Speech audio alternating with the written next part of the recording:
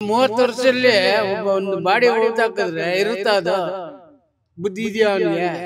ಮುಖವಾಡ ಧರಿಸಿದ ವ್ಯಕ್ತಿತ್ವವಾಗಿರ್ಬೋದು ಅಥವಾ ಅಲ್ಲಿರುವ ಹಿರಿಯ ವ್ಯಕ್ತಿಗಳದ್ದಾಗಿರ್ಬೋದು. ಮಂಗಳೂರಲ್ಲಿ ಬೇರೆ ಬಂದಿಲ್ಲ, ನಮ್ಮ ಬಾಡಿ ಮಂಗಳೂರು ದೇವಸ್ಥಾನಕ್ಕೆ ಬಂದು ಸಿಕ್ಕೇ ಇಲ್ಲ. ಒಬ್ಬ ದಾರಿಯಲ್ಲಿ ನಡ್ಕೊಂಡು ಹೋಗ್ಬೇಕಾದ್ರೆ 5 ಜನ ಒಂದು ಕತ್ತೆನ ಕುರಿ ಅಂದ್ರೆ ಅದನ್ನ ನಂಬ್ತಾರೆ ನಮ್ಮ ಜನ. ಇವಾಗ ಕೇಳಿದ್ರೆ ಅವ್ರೇನ್ ಹೇಳ್ತಾರೆ, ಹೋಗಮ್ಮ ನಿಂಗೆ ಮಾಡಕ್ ಕೆಲಸ ಅಲ್ವಾ? 30 ವರ್ಷ ಬಿಟ್ಕೊಂಡು ಈಗ ಬಂದಿದ್ದೀರಿ, ಹೋಗ್ ಮನೆಗೆ. ನಮ್ಮ ಒಂದು ಪುಣ್ಯಕ್ಷೇತ್ರಗಳಿಗೆ ನಾವು ಹೋಗ್ಬೇಕಾದ್ರೆ ಅದು ಯಾವುದೇ ರೀತಿಯಲ್ಲಿ ಭಯ ತರಬಾರ್ದು, ಭಕ್ತಿ ಇರುತ್ತೆ. ಒಂದಷ್ಟು ಜನರಿಗೆ ಆಗ್ಲೇ ಭಯ ಆಗಿದೆ, ಧರ್ಮಸ್ಥಳಕ್ಕೆ ಹೋಗೋದಂದ್ರೆ ಭಯ ಆಗಿದೆ. ಅವ್ರಿಗೆ ಅರ್ಥ ಇಲ್ಲದೇನೆ ಮಾತಾಡ್ತಾರೆ, ಅರ್ಥ ಇದ್ಕೊಂಡು ಮಾತಾಡ್ತಾರೆ. ಡೆಲ್ಲಿಯಲ್ಲಿದ್ದೆ, ಬ್ಯಾಂಗ್ಳೂರಲ್ಲಿದ್ದೆ, ಯಾರ್ದೋ ಫೋಟೋ ತಂದು ತೋರಿಸ್ತಾರೆ ಮಗಳದ್ದು ಅಂತ ಹೇಳಿ. ದೇವಸ್ಥಾನ ಕೈ ಮುಗಿಬೇಕು, ತಪ್ಪು ಅರ್ಥ ಮಾಡಬಾರ್ದು.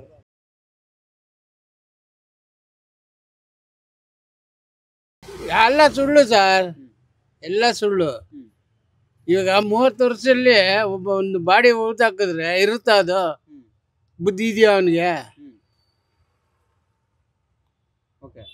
3 ತಿಂಗಳೇ ಇರಲ್ಲ ಒಂದು ಬಾಡಿ. 30 ವರ್ಷ ಆಗಿದೆ ಅದಾಗಿ. 30 ವರ್ಷಕ್ಕೆ ನೀನು ಎಷ್ಟು ಜನ ನೋಡಿದ್ಯಾ ಅಲ್ಲಿ? ಏನಕ್ಕೆ ಮತ್ತೆ ಅಷ್ಟೊಂದು ಜನ ಪಬ್ಲಿಕ್ ಬರ್ತಾರೆ ಹೇಳಿ? ಸುಮ್ಗಾರು ಸುಳ್ಳು ಇದು ಕೊಟ್ಟಿದ್ದಾನೆ ಅವನು. ಏನಕ್ಕೆ ಕೆಟ್ಟ ಹೆಸರು ತರಬೇಕು ದೇವಸ್ಥಾನಕ್ಕೆ ಅಂತ ಮಾಡಿರ್ತಾರೆ ಅಲ್ಲವ್ರ. ಜನ ನಂಬೋರಿಗೆ ಏನ್ ಹೇಳ್ತೀರಾ? ಜನ ನೋಡಿ ಸರ್, ನೀವು ಅಂದ್ರೆ ಹ್ಞೂ ಅಂತಾರೆ, ನಾನು ಅಂದ್ರೆ ಹ್ಞೂ ಅಂತಾರೆ. ಜನಕ್ಕೇನು ಹೇಳೋಕ್ಕಾಗಲ್ಲ ಸರ್, ಪಬ್ಲಿಕ್ಕಿಗೆ ಏನು ಹೇಳೋಕ್ಕಾಗಲ್ಲ. ಅವ್ರಿಗೆ ಅರ್ಥ ಇಲ್ಲದೇ ಮಾತಾಡ್ತಾರೆ, ಅರ್ಥ ಇದ್ಕೊಂಡು ಮಾತಾಡ್ಬೇಕು. 30 ವರ್ಷದಲ್ಲಿ ಬಾಡಿ ಸಿಗುತ್ತಾ ಭೂಮಿ ಒಳಗಡೆ? ಯಾರು ಇದುವರೆಗೂ ಯಾರು ಸೈನ್ಸಿಸ್ಟ್ ಆಗಲಿ ಯಾವನಾಗಲಿ ಕಂಡುಹಿಡಿದಿದ್ದಾರೆ ನಮ್ಮ 30 ವರ್ಷದಲ್ಲಿ. ಇವಾಗ ಹೋಗಿ ನಾನು ಬಾಡಿ ತೋರಿಸ್ತೀನಿ ಅಂದ್ರೆ ಎಲ್ಲಿಂದ ಬರುತ್ತೆ? ಅದು ಕೆಟ್ಟ ಹೆಸರು ತಾನೆ ದೇವಸ್ಥಾನಕ್ಕೆ ಹೇಳಿ. ಕೆಟ್ಟ ಹೆಸರು ಮಾಡ್ದ ಅವನು. ಕೆಟ್ಟ ಹೆಸರು ಬರುತ್ತಾ ದೇವಸ್ಥಾನಕ್ಕೆ? ಆಲ್ರೆಡಿ ಅರ್ಧ ಆಗ್ಬಿಟ್ಟಿದೆಯಲ್ಲ, ಇನ್ನೇನು ನಂಬ್ಕೊಂಬಿಟ್ಟಿದ್ದಾರೆ, ಅರ್ಧ ಆಗ್ಬಿಟ್ಟಿದೆ. ಇವಾಗ ಯಾರ ಮಂಗಳೂರಲ್ಲಿ ಬೇರೆ ಬಂದಿದ್ರೆ ನಮ್ಮ ಬಾಡಿ ಮಂಗಳೂರು ದೇವಸ್ಥಾನಕ್ಕೆ ಬಂದು ಸಿಕ್ಕೇ ಇಲ್ಲ ಅಂತ ನೋಡಿ. ಹಿಂಗೆ ಇಷ್ಟು ದಿವಸ ಏನು ಮಾಡ್ತಾಯಿದ್ರು? ಮಗಳೇ ಇಲ್ಲ ಅಂತ ಹೇಳ್ತಾ ಇದ್ದಾರೆ. ಅದೇನೆ, ಮಗಳೇ ಇಲ್ಲ ಅಂತ ಹೇಳಿದ್ದಾರೆ. ಅದು ತಪ್ಪಲ್ವಾ? ಅದು ಇಷ್ಟು ದಿವಸ ನೀನೇನು ಮಾಡ್ತಾ ಇದ್ದೆ?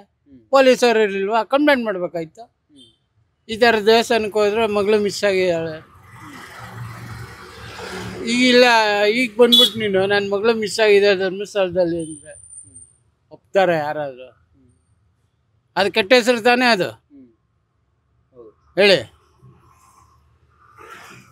ಕೆಟ್ಟ ಹೆಸರು ಇಲ್ವಾ ಸರ್? ಅಲ್ವಾ? ಅದನ್ನು ಹೇಳೋಕ್ಕಾಗಲ್ಲ ಸರ್. ಯಾರ ಮೇಲೆ? ನಿಮ್ಮ ಮೇಲೆ ಹೇಳೋಕ್ಕಾಗಲ್ಲ, ನಮ್ಮ ಮೇಲೆ ಹೇಳೋಕ್ಕಾಗಲ್ಲ. ಅದೆಲ್ಲ ಹೇಳ್ಬಾರ್ದು ಸುಮ್ಮನೆ. ಏನಕ್ಕೆ?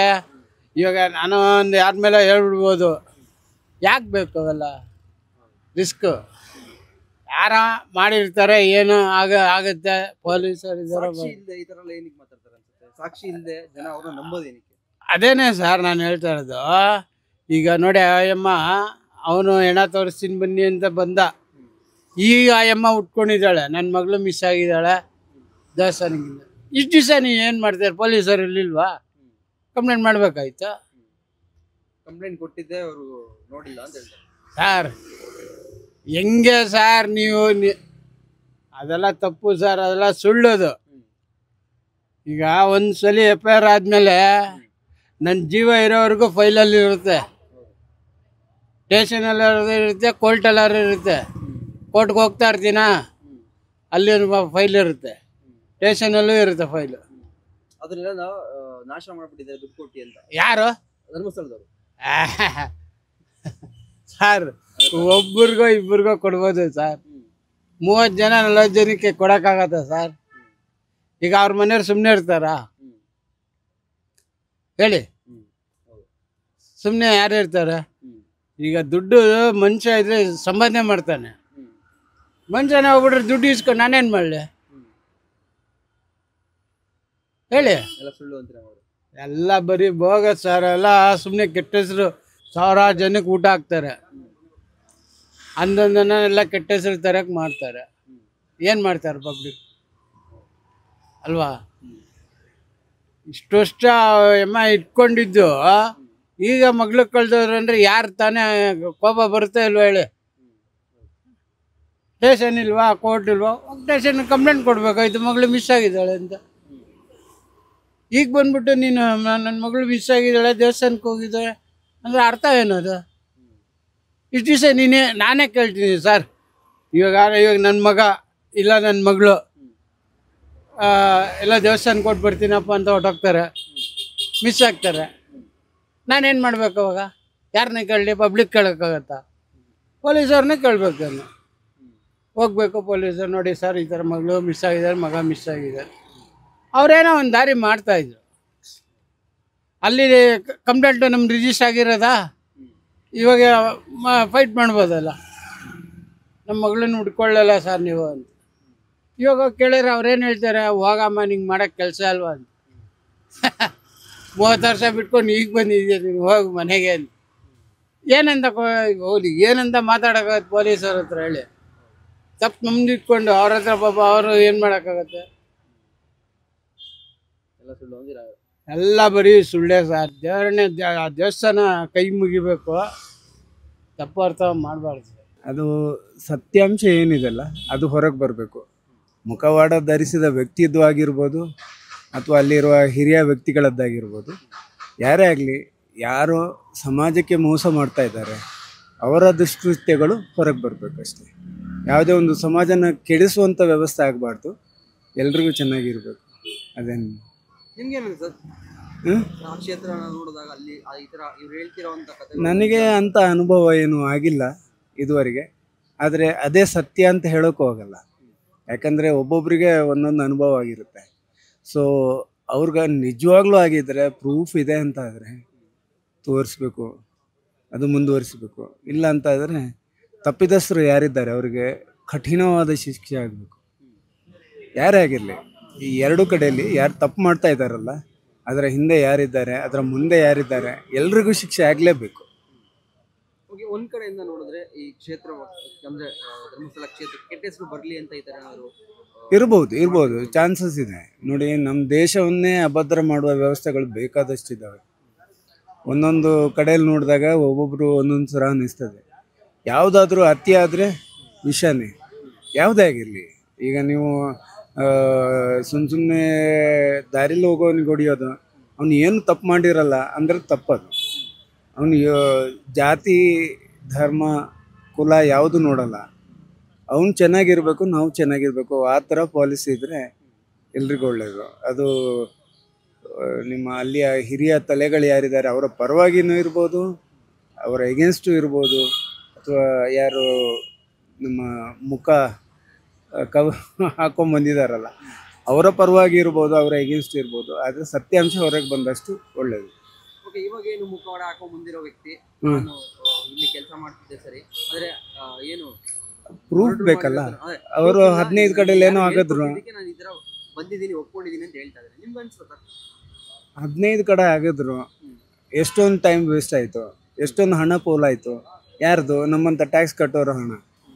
ಇದನ್ನು ಅವಾಯ್ಡ್ ಮಾಡ್ಬೋದಾಗಿತ್ತು. ಅವರು ಈ ಸ್ಟೇಟ್ಮೆಂಟ್ಗಳು ಮೊದಲೇ ಕೊಟ್ಟಿದ್ದಿದ್ರೆ ಅದನ್ನೆಲ್ಲ ಉಳಿಸ್ಬೋದಾಗಿತ್ತು. ಯಾರ ಪ್ರೆಷರಿಗೆ ಬಂದಿದ್ದೀನಿ ಏನಾದರೂ ಅಂದ್ಕೊಂಡಿದ್ದಿದ್ರೆ ಅದು ಬರಬೇಕಾಗಿತ್ತು. ಅದು ಅವ್ರು ಮೊದಲೇ ಹೇಳಬೇಕಾಗಿತ್ತು. ಇಷ್ಟೊಂದು ದಿವಸ ಯಾಕೆ ವೇಸ್ಟ್ ಮಾಡಿದರು? ಅಲ್ಲ, ನಮ್ಮ ಚಾನೆಲ್ಗಳಿಗೆ ಒಳ್ಳೆ ಬೂಸ್ಟಿಂಗು ಆಯಿತಾ. ನಂಬರ್ 1 TRP ಮೆಟೀರಿಯಲ್ ಅದು ಇದ್ದೇ ಇದೆ. ಅದು ಅವರಂತೂ ಎಲ್ಲಿ ಜಾಸ್ತಿ ಈ ಥರ ಆಗ್ತವೆ ಅದನ್ನೇ ತೋರಿಸ್ತಾರೆ ಅವರು. ಎಲ್ಲರೂ ಬಿಸ್ನೆಸ್ ಬಿಡಿ, ಅವ್ರು ತಪ್ಪು ಅಂತ ಹೇಳಲ್ಲ. ಅವ್ರಿಗೆ ಯಾವುದು ಹೈಲೈಟ್ ಇದೆ ಅಂತ ಅನಿಸುತ್ತೆ ಅದನ್ನು ತೋರಿಸ್ತಾರೆ ಅವರು, ಮೀಡಿಯಾದವರು. ಅವ್ರು ತಪ್ಪಲ್ಲ. ಆದರೆ ನಮ್ಮಂಥವ್ರು ವಿವೇಚನೆ ಮಾಡಬೇಕು. ಯಾರೋ ಒಬ್ರು ಬರ್ತಾರೆ, ನಂದು ಈ ಕೇಸು, ನನ್ನೊಂದು ಅಡ್ಡೇಟ್ ಮೇಲೆ ಗುಡ್ಡೇಟು ಅಂತಾರಲ್ಲ, ಆ ಥರ ಆಗಬಾರ್ದು. ಯಾವುದೋ ಒಂದು ಕೇಸು ನಂದು ಯಾವತ್ತೋ ಹೋಗಿದ್ದು, ನನಗೊಂದು ಸಿಗೋದು ಅದು ಸಿಗಲಿ ಅಂತ ಮಧ್ಯೆ ತೂರಿಸೋರು ಇದ್ದಾರಲ್ಲ, ಅವ್ರು ಸ್ವಲ್ಪ ಕಮ್ಮಿ ಆಗಬೇಕು. ಅಲ್ಲಿಯ ಒಂದು ಪರಂಪರೆ ಏನಿದೆ, ಅಲ್ಲಿಯ ಒಂದು ಏನು ನಮ್ಮ ಪಾವಿತ್ರ್ಯತೆ ಏನಿದೆ, ಅದು ಕಾಪಾಡಿಕೊಂಡು ಹೋಗಲೇಬೇಕು. ನಮ್ಮೆಲ್ಲರ ಕರ್ತವ್ಯ ಇದು. ನಮ್ಮ ಕರ್ನಾಟಕದಲ್ಲೇ ಹೇಳ್ಬೋದು ಅಥವಾ ಭಾರತದಲ್ಲೇ ಹೇಳ್ಬೋದು ಇರುವಂಥ ಒಂದು ಉತ್ತಮವಾದ ಶಿವನ ದೇವಸ್ಥಾನ ಅದು. ಮಂಜುನಾಥನ ದೇವಸ್ಥಾನ, ಆಣೆಬಿಡ ಮಂಜುನಾಥ. ಆ ಗಾದೆ ಮಾತು ಬೇರೆ ಇದೆ ಅಲ್ವಾ. ಅದಿದ್ಮೇಲೆ ಆ ಒಂದು ಪ್ರದೇಶಕ್ಕೆ ಇರುವಂತಹ ಒಂದು ಪಾವಿತ್ರ್ಯತೆ ಏನಿದೆ ಅದನ್ನು ಕಾಯ್ಕೊಂಡು ಬರಬೇಕು. ಅದನ್ನು ಕಾಯುವಲ್ಲಿ ಸ್ವಲ್ಪ ಯೋಚನೆ ಮಾಡಬೇಕು. ಒಂದು ಬಿಡಿಗಾಸು ಸಿಗುತ್ತೆ ಅಂತೇಳಿ ಒಬ್ರು ಯಾರೋ ಹೇಳಿದ್ರು, ಅದು ಮಾಡೋದು ಸರಿ ಇಲ್ಲ. ಈ ವ್ಯಕ್ತಿ ಬಗ್ಗೆ ಏನು ಹೇಳ್ತಾರೆ? ಇವಾಗ ಅವ್ನು ಹೇಳ್ತಾ ನನಗೆ ಅವರ ಬಗ್ಗೆ ಜಾಸ್ತಿ ಗೊತ್ತಿಲ್ಲ, ಯಾಕಂದ್ರೆ ಅವರೇ ಬಂದಿದ್ದು ಅನಾಮಧೇಯ ಅಂತ ಹೇಳ್ಕೊಂಡ್ ಬಂದಿದ್ದಾರೆ. ಇವಾಗ ಏನು ಹೇಳ್ತಾ ಇದ್ದಾರೆ, ಯಾರೋ 3 ಜನ ಬಂದಿದ್ರು ನನಗೆ ಎದುರಿಸಿದ್ರು, ಈ ತರ ಹೇಳು ಅಂತ ಹೇಳ್ಕೊಟ್ರು, ಅದಕ್ಕೆ ಹೇಳಿದೆ ಅಂತ ಹೇಳ್ತಾ ಇದ್ದಾರೆ. ಹೌದಾ? ಅದು ಆ ವಿಷಯ ನನಗೆ ಗೊತ್ತಿಲ್ಲ. ನೋಡಿ, ಇದೇ ಕೇಸು ಸೌಜನ್ಯ ಕೇಸ್ ಆಗಿ ಎಷ್ಟು ವರ್ಷ ಆಯ್ತು? ಇಷ್ಟು ದಿವಸ ಏನು ಮಾಡ್ತಿದ್ರು ಅಂದರೆ ಏನೋ ಸಪೋರ್ಟ್ ಇದೆ ಅಂತೇಳಿ ಬಂದಿದ್ದಾರೆ ಅವರು. ಒಪ್ಕೊಂಡಿದ್ದೇನೆ, ಹೌದು ಹೌದು, ಆಯ್ತಲ್ಲ, ಇನ್ನೇನು ಮಾಡೋದು? ಅವರ ಹಿಂದೆ ಯಾರು ಬಂದಿದ್ದಾರೆ ಅವ್ರನ್ನೆಲ್ಲ ಹಿಡಿಬೇಕು. ಇಂಥ ವ್ಯವಸ್ಥೆ ಮಾಡುವವರು ಇದ್ದಾರಲ್ಲ, ಈ ಥರ ಪಿತೂರಿ ಮಾಡುವವರು, ದೇಶವನ್ನು ಒಂಥರ ಅಭದ್ರಗೊಳಿಸುವವರು ಅಂತ ಹೇಳ್ಬೋದು. ಇದು ದೊಡ್ಡ ಒಂದು ವ್ಯವಸ್ಥಿತವಾದ ಒಂದು ಬ್ಯಾಕ್ಗ್ರೌಂಡ್ ಇದೆ ಇದಕ್ಕೆ. ಇವತ್ತು ಏನೋ ಒಂದು ಮಾಡಬೇಕು ಅಂತ ಬಂದಿದ್ದಾರೆ ಒಂದಷ್ಟು ಜನ ಸೇರಿಕೊಂಡು. ಆದ್ದರಿಂದ ಈಗ ಅವ್ರನ್ನ ನೋಡ್ತಾ ಇದ್ರೆ, ಅವರು ಡೆಲ್ಲಿಯಲ್ಲಿದ್ದೆ, ಬ್ಯಾಂಗ್ಳೂರಲ್ಲಿದ್ದೆ, ಯಾರ್ದೋ ಫೋಟೋ ತಂದು ತೋರಿಸ್ತಾರೆ ಮಗಳದ್ದು ಅಂತೇಳಿ, ಅವ್ರ ಮಗಳೇ ಇಲ್ಲ ಅಂತಾರೆ. ಆಮೇಲೆ ಯಾರ್ದೋ ಮಗಳ ಫೋಟೋ ತೋರಿಸ್ತಾರೆ. ಇಲ್ಲಿ ನೋಡಿದರೆ ಮಣಿಪಾಲದಲ್ಲಿ MBBS ಮಾಡ್ತಾಯಿದ್ರು ಅಂದರು, ಅದಕ್ಕೆ ಯಾವುದೇ ಪ್ರೂಫ್ ಇಲ್ಲ. ಅವರು MBBS ಮಾಡಿದಂಗೂ ಇಲ್ಲ, ಅವರು ಸ್ಟೂಡೆಂಟ್ ಹೆಸರೇ ಇಲ್ಲ. ಅಂಥದ್ರಲ್ಲಿ ಮಗಳೇ ಇಲ್ಲ, ಮತ್ತು ಯಾಕೆ ಇವ್ರು ತಂದರು ಮಧ್ಯ? ಇವ್ರನ್ನ ತರೋದಕ್ಕೆ ಕಾರಣ ಯಾರು? ನನಗೆ ಇವರೆಲ್ಲ ಏನು ಗೊತ್ತಾ, ನಾವು ಈ ಚೆಸ್ ಆಡಬೇಕಾದ್ರೆ ಪಾನ್ಗಳಿದ್ದಾರಲ್ಲ, ಇವರೆಲ್ಲ ಅವರೇ. ಎದುರು ಬರೋರೆಲ್ಲ ಪಾನ್ಗಳು. ಹಿಂದ್ಗಡೆ ಯಾರು ಮಿನಿಸ್ಟರ್ ಇರ್ತಾರೆ, ರೂಕ್ ಇರ್ತಾರೆ, ಅವ್ರನ್ನ ಹಿಡಿದು ಪನಿಷ್ಮೆಂಟ್ ಹಾಕ್ಬೇಕು. ಇಂಥ ವ್ಯವಸ್ಥೆ ಬುಡ ಇದೆಲ್ಲ, ಅದನ್ನು ಹಿಡಿದು ಅಲ್ಲಾಡಿಸಿ ತೆಗಿಬೇಕು ಅವರಿಗೆ. ನ್ಯಾಯ ಸಿಗಬೇಕು. ಯಾಕಂದರೆ ನೋಡಿ, ಒಂದಷ್ಟು ಜನರಿಗೆ ಆಗಲೇ ಭಯ ಆಗಿದೆ, ಧರ್ಮಸ್ಥಳಕ್ಕೆ ಹೋಗೋದು ಅಂದ್ರೆ ಭಯ ಆಗಿದೆ. ನಮ್ಮ ಒಂದು ಪುಣ್ಯಕ್ಷೇತ್ರಗಳಿಗೆ ನಾವು ಹೋಗಬೇಕಾದ್ರೆ ಅದು ಯಾವುದೇ ರೀತಿಯಲ್ಲಿ ಭಯ ತರಬಾರ್ದು, ಭಕ್ತಿ ಇರಬೇಕು. ದೇವರ ಭಯ ಇರಲೇಬೇಕು ಎನಿ ಟೈಮ್. ಆದರೆ ಈ ಥರದ ಭಯ ಇರಬಾರ್ದು. ಅಥವಾ ಇನ್ನೊಬ್ಬರ ಮೇಲೆ ಅಗೌರವ ತೋರಿಸೋದು, ಸಮಾಜದ ಗಣ್ಯ ವ್ಯಕ್ತಿ ಮೇಲೆ ವಿನಾಕಾರಣವಾಗಿ ತಪ್ಪು. ಓಕೆ, ಇವಾಗ ಜನಗಳು ಹೆಂಗಾಗ್ಬಿಟ್ಟಿದ್ದಾರೆ ಅಂದ್ರೆ, ಈಗ ಅನನ್ಯ ಭಟ್ ಅಂತ ಬಂದು, ಸುಜಾತಾ ಭಟ್ ಅಂತ ಬಂದಿದ್ದಾರೆ, ಅನನ್ಯ ಭಟ್ ಮಗಳು ಅಂತ ಹೇಳ್ಕೊಂಡು ಅವ್ರ ಹತ್ರ ಯಾವುದೇ ಪ್ರೂಫ್ ಇಲ್ಲ ಅಂದ್ರೆ ಅವ್ರನ್ನ ನಂಬ್ತಾರಲ್ಲ ಅಂತ ಜನರಿಗೆ ಏನು ಹೇಳೋಕ್ಕಾಗಲ್ಲ. ನೋಡಿ, ಒಬ್ಬ ದಾರಿಯಲ್ಲಿ ನಡ್ಕೊಂಡು ಹೋಗ್ಬೇಕಾದ್ರೆ 5 ಜನ ಒಂದು ಕತ್ತೆನ ಕುರಿ ಅಂದರೆ ಅದನ್ನೇ ನಂಬ್ತಾರೆ ನಮ್ಮ ಜನ. ಅಂಥ ಪರಿಸ್ಥಿತಿ. ಯಾಕಂದರೆ ಫಸ್ಟ್ ಆಫ್ ಆಲು ಅದರ ಡೀಪ್ ಡೈವ್ ಮಾಡಿ ಅದನ್ನು ಅರ್ಥ ಮಾಡ್ಕೊಳ್ಳುವ ಪೇಷನ್ಸ್ ಇಲ್ಲ. 4 ಜನ ಯಾರ್ಯಾರು ಈಗ ಮೀಡಿಯಾದಲ್ಲಿ ಯಾರ ವಾಯ್ಸ್ ಜಾಸ್ತಿ ಇದೆ ಅವರೇ ವಿನ್ನರ್. ಡಿಬೇಟ್ಗಳಾಗ್ತವೆ, ಯಾರು ಜೋರಾಗಿ ಮಾತಾಡ್ತಾರೆ ಅವರೇ ವಿನ್ನರು. ಉಳ್ದವರು ಪಾಪ ಅವರಲ್ಲಿ ಪಾಯಿಂಟ್ ಇದ್ದರೂ ಹೇಳೋಕ್ಕಾಗಲ್ಲ. ಆ ಥರ ಪರಿಸ್ಥಿತಿ. ಯಾಕಂದರೆ ಇದು ಈಗಕ್ಕಲ್ಲ, ನಮ್ಮದು 1972 73 ಆ ಸೆಕ್ಯುಲರ್ ಅಂತ ಒಂದು ಶಬ್ದ ಸೇರಿಸಿದ್ರಲ್ಲ, ಅಲ್ಲಿಂದ ಪ್ರಾಬ್ಲಮ್ ಸ್ಟಾರ್ಟ್ ಆಯಿತು. ಯಾರಾದರೂ ಈಗ ಮೆಜಾರಿಟಿ ಇರೋದು ಒಂದು ಪರ್ಟಿಕ್ಯುಲರ್ ಇವರು ಅಂತಾದರೆ, ಧರ್ಮ ಅಂತಾದರೆ, ಅವರ ಎಗೇನ್ಸ್ಟ್ ಏನು ಬೇಕಾದರೆ ಹೇಳಿ, ಅವ್ರ ದೇವ್ರ ಬಗ್ಗೆ ಏನು ಬೇಕಾದರೆ ಹೇಳಿ, ಯಾರೇನು ಮಾತೆತ್ತಲ್ಲ. ನಮ್ಮಲ್ಲಿ ಒಗ್ಗಟ್ಟು ಇಲ್ಲ. ನಮ್ಮಲ್ಲಿರೋರೇ ಅವ್ರಿಗೋಗಿ ಸಪೋರ್ಟ್ ಮಾಡ್ತಾರೆ. ಇನ್ನೊಬ್ರದ್ದು ಒಂದು ಸ್ವಲ್ಪ ವಿಚಾರ ಬಂದರೆ ಪ್ರೊಟೆಸ್ಟು, ಅದಕ್ಕೆ ಪೊಲೀಸ್ ಸಪೋರ್ಟು ಎಲ್ಲ ಇದೆ. ಈ ಥರದ್ದನ್ನು ವಿವೇಚನೆಗೆ ಬಿಡಬೇಕಾಗಿದ್ದು. ಈಗ ಎಲ್ಲರೂ ಯೋಚನೆ ಮಾಡಬೇಕು, ನಮ್ಮ ಮುಂದಿನ ಜನಾಂಗಕ್ಕೆ ನಾವೇನು ಬಿಟ್ಟು ಹೋಗ್ತಾ ಇದ್ದೀವಿ ಅಲ್ವಾ? ಈ ಥರ ನಾವು ಗಲಾಟೆ ಮಾಡೋ ಬದಲು ನಾನು ಹೇಳ್ತೀನಿ, ಯಾವ ಜಾತಿಯವರಾಗಲಿ ಕೆಟ್ಟವರು ಅಂತ ಇರೋದು ಬರೀ 5%. ಅವರೇ ಹೈಲೈಟ್ ಆಗ್ತಾ ಇದ್ದಾರೆ ಅಷ್ಟೇ ಇವಾಗ. ಆಯಿತಾ? ಎಲ್ಲ ಧರ್ಮದಲ್ಲೂ ಒಳ್ಳೆ ಜನ ಇದ್ದಾರೆ. ನನ್ನ ಫ್ರೆಂಡ್ಸೇ ಇದ್ದಾರೆ, ನನಗೆ ಬೇಕಾದಷ್ಟು ಜನ ಇದ್ದಾರೆ. ನನ್ನ ವೆಲ್ ವಿಷರ್ಸ್ ಇದ್ದಾರೆ, ನನ್ನ ಹತ್ರ ಮಾತಾಡಿಸ್ತಾರೆ. ಎಲ್ಲ ಜಾತಿಯಲ್ಲಿದ್ದಾರೆ, ತುಂಬ ಚೆನ್ನಾಗಿದ್ದಾರೆ ಅವರು. ಆದರೆ ಆ 90-95% ಜನ ಈ 5% ಜನರ ಒಂದು ಕಪಿಮುಷ್ಟಿಯಲ್ಲಿ ಸಿಕ್ಕಿ ಇಡೀ ಸಮಾಜದ ವ್ಯವಸ್ಥೆ ಹಾಳಾಗ್ತಾ ಇದೆ. ರಿಯಲ್ ಫ್ಯಾಕ್ಟ್ ಏನು ಅಂತ ಗೊತ್ತಿಲ್ಲ. ಒನ್ಸ್ ಅದೆಲ್ಲ ಸಿಟ್ಟೆಲ್ಲ ಆಗ್ತಿದೆಯಲ್ಲ, ಅದೆಲ್ಲ ಬಂದಾದಮೇಲೆ ನಾವೇನಾದರೂ ಒಪಿನಿಯನ್ ಹೇಳ್ಬೋದು. ನನ್ನ ಅನಿಸಿಕೆ ಏನಂದರೆ, ಇನ್ನೂ ಅದು ಜೆನ್ಯೂನ್ ಅಂತ ನಂಗೆ ಅನಿಸ್ತಿಲ್ಲ. ನೋಡಿದ್ದೀವಿ, ಇದೆ ಅಂತ ಹೇಳ್ತಿದ್ದಾರೆ, ಒಂದೊಂದು ಸತಿ ಇಲ್ಲ ಅಂತ ಹೇಳ್ತಿದ್ದಾರೆ. ಅದು ನಮಗೆ ಇನ್ನೂ ಕ್ಲಾರಿಟಿ ಇಲ್ಲ ಅದ್ರ ಬಗ್ಗೆ. ಮಾಹಿತಿ ಇಲ್ಲದೆ ಸುಮ್ಮನೆ ಸುಳ್ಳು ಆರೋಪಣೆ ಬೇಡ ಅಂತ ನನ್ನ ಅನಿಸಿಕೆ. ಸರ್ ಇವಾಗ ಕ್ಷೇತ್ರದ ಮೇಲೆ ಒಂದಷ್ಟು ಕೊಲೆ ಮಾಡ್ತಾ ಇದ್ವಿ, ಇಲ್ಲಿ ಮರ್ಡರ್ ಆಗ್ತಾ ಇತ್ತು, ನಾನು ಊದಾಗ್ತಿದೆ ಅಂತ ಒಬ್ಬ ಬಂದ, ಅವನೊಂದಷ್ಟು ಗುಂಡಿಗಳನ್ನ ತೋರಿಸ್ದ, ಅದ್ರಲ್ಲಿ ಏನೂ ಸಿಕ್ಕಿಲ್ಲ. ಇವಾಗ ಏನು ಹೇಳ್ತಾ ಇದ್ದಾನೆ, ನನಗೆ 3 ವರ್ಷದ ಹಿಂದೆ ಯಾರೋ ಬಂದು ಇದರ ನನಗೆ ಹೇಳ್ಕೊಟ್ಟು ಹೇಳು ಅಂತ ಹೇಳಿದ್ರು ಅಂತ ಇವಾಗ ಒಪ್ಕೊಂಡ್ಬಿಟ್ಟಿದ್ದಾನೆ. ಸೊ ಅವ್ನಿಗೆ ಏನು ಶಿಕ್ಷೆ ಕೊಡ್ಬೋದು ಇವಾಗ? ಇದೆಲ್ಲ ನೋಡ್ತಿದ್ರೆ ಕ್ಷೇತ್ರದ ಮೇಲೆ ಕೆಟ್ಟ ಹೆಸರು ಬರುತ್ತೆ ಅಂತ ನಿಮ್ಗೆ ಅನ್ಸುತ್ತಾ? ದೇವ್ರ ಮೇಲೆ ಆ ಪುಣ್ಯಕ್ಷೇತ್ರದ್ದು ಯಾವುದು ನಮ್ಮದು ಕೆಟ್ಟ ಭಾವನೆ ಅಂತೂ ಇಲ್ಲ. ಓಕೆನಾ? ಅದರ ದೇವರ ಫಲ ಇದ್ದೇ ಇರುತ್ತೆ, ನಮ್ಮ ನಂಬಿಕೆ ಏನಿದೆಯೋ ಅದೆಲ್ಲ ಇದ್ದೇ ಇರುತ್ತೆ. ಶಿಕ್ಷೆ ಅದೆಲ್ಲ ನ್ಯಾಯಾಧೀಶರು ನೋಡ್ಕೊತಾರೆ, ಕೋರ್ಟು ಕಚೇರಿ ಅಂತಿದೆ, ಅವ್ರು ನೋಡ್ಕೊಳ್ತಾರೆ. ಬಟ್ ದೇವಸ್ಥಾನದ್ದು, ಆ ಕ್ಷೇತ್ರದ್ದು, ಅದರ ಪವರು, ಅದರದ್ದು ಏನೂ ಎಫೆಕ್ಟ್ ಆಗಲ್ಲ. ಮೂಢನಂಬಿಕೆಗಳು ಏನೇ ಇರ್ಬೋದು, ಇನ್ನೊಂದು ನಮ್ಮ ಪ್ರಜೆಗಳು ಏನೇ ಮಾಡ್ಬೋದು, ಅದ್ರ ನಂಬಿಕೆ ಅದಕ್ಕೆ ಇದ್ದೇ ಇರುತ್ತೆ. ಅಷ್ಟು ಮಾತ್ರ ಹೇಳಬಲ್ಲ. ಏನು ಅನ್ಸುತ್ತೆ ಇವಾಗ ಮುಸುಕುದಾರಿ ಬಗ್ಗೆ ಹೇಳೋದ್ರೆ? ಅನಾಮಧೇಯ ವ್ಯಕ್ತಿ ಬಂದು ಈ ಥರ ಆಗಿತ್ತು, ನಾನು ಊಟ ಹಾಕಿದ್ದೆ ಅಂತ ಹೇಳಿದ್ರೆ ಇವಾಗ ಯಾವುದೋ ಸಿಕ್ಕಲಿಲ್ಲ, ಒಂದು ಬಗ್ಗೆ ಹೇಳೋದು ಸರ್. ಅದೇ ನಾನು ಹೇಳ್ತಾ ಇರೋದು, ಇನ್ನೂ ತನಿಖೆ ನಡೀತಾ ಇದೆಯಲ್ಲ. ಸೊ ಅದ್ರ ಬಗ್ಗೆ ನನಗೆ ಫುಲ್ ಕ್ಲಾರಿಟಿ ಬರೋವು ನಾವು ಏನು ಹೇಳಕ್ಕೆ ಬರಲ್ಲ ಸರ್. ಓಕೆ, ಇವಾಗ ಯಾರು ಸುಜಾತ ಭಟ್ ಅಂತ ಬಂದಿದ್ದಾರೆ, ಮಗಳು ಕಾಣೆ ಆಗಿದ್ದು ಅಂತ, ಅದಕ್ಕೆ ಯಾವುದೇ ರೀತಿಯ ಸಾಕ್ಷಿಗಳು ಸಿಕ್ಕಿಲ್ಲ, ಯಾವುದೋ ಒಂದು ಮೊನ್ನೆ ಫೋಟೋ ಕೊಟ್ಟರು, ಅದು ಸುಳ್ಳು ಅಂತ ಆಗಿದೆ. ಏನು ಹೇಳ್ತೀರಾ ಸರ್? ಸರ್, ಈ ಥರದ್ದು ಬರ್ತಾ ಇರುತ್ತೆ, ಹೋಗ್ತಾ ಇರುತ್ತೆ. ಅಲ್ಟಿಮೇಟ್ಲಿ ರಿಸಲ್ಟ್ ಏನು ಬರುತ್ತೋ ಕೋರ್ಟಿಂದ ಅದೇ ಫೈನಲ್ಸ್. ಇದೆಲ್ಲ ನಾವು ಡೈಲಿ ಒಂದೊಂದು ಕ್ರಿಯೇಟ್ ಆಗ್ತಾ ಇರುತ್ತೆ, ಡೈಲಿ ಒಂದೊಂದು ಬರ್ತಾ ಇರುತ್ತೆ. ನಾವು ಅದನ್ನೆಲ್ಲ ನಂಬಕ್ಕೂ ಆಗಲ್ಲ. ಸೊ ಇದು ಸುಳ್ಳು, ಇದು ನಿಜ ಅಂತಲೂ ಹೇಳಕ್ ಬರಲ್ಲ. ಓಕೆ, ಇವಾಗ ಅವ್ರ ಹತ್ರ ಯಾವುದೇ ಸಾಕ್ಷಿ ಇಲ್ಲದೆ ಇದ್ರು ಜನ ಅವ್ರನ್ನ ನಂಬ್ತಾರ ಅಂತ ಜನಕ್ಕೆ ಏನು ಹೇಳ್ತಾರೆ? ಅವ್ರವ್ರ ವ್ಯಕ್ತಿತ್ವಕ್ಕೆ ನಾವು ಬಿಟ್ಟಿದ್ದು ಸರ್, ಅವ್ರವ್ರಿಗೆ ಬಿಟ್ಟಿದ್ದು ಸರ್. ಒಬ್ಬೊಬ್ರು ನಂಬ್ತಾರೋ, ಒಬ್ಬೊಬ್ರು ನಂಬಲ್ಲ. ನನ್ನ ಅನಿಸಿಕೆ ನಂದು ಸರ್. ನಿಮಗೆ ಆ ಥರ ಏನು ಅನ್ಸಲ್ಲ ಸರ್. ಫೈನಲ್ ಆಗಿ ಏನು ತೀರ್ಮಾನ ಆಗತ್ತೋ ಅದನ್ನೇ ನಾವು ನಂಬೋದು. ಓಕೆನಾ ಸರ್? ಇನ್ ಕೇಸ್ ಏನಾದರೂ ಅವರು ತಪ್ಪು ಮಾಡಿ ಕೋರ್ಟಲ್ಲಿ ಶಿಕ್ಷೆ ಆಗದೆ ಇದ್ದಿದ್ರೆ ದೇವ್ರು ಅವ್ರು ನೋಡ್ಕೊಳ್ಳೋ, ಅವ್ರಿಗೇನು ಶಿಕ್ಷೆ ಆಗುತ್ತೋ ದೇವರೇ ನೋಡ್ಕೊತಾರೆ ಸರ್. ಕೋರ್ಟಲ್ಲೂ ಇನ್ ಕೇಸ್ ಏನಾದರೂ ಅವ್ರಿಗೆ ಬೇಡದಿರೋ ಜಡ್ಜ್ಮೆಂಟ್ ಬಂದರೆ ದೇವರೇ ನೋಡ್ಕೋಬೇಕು ಸರ್ ಅದನ್ನು.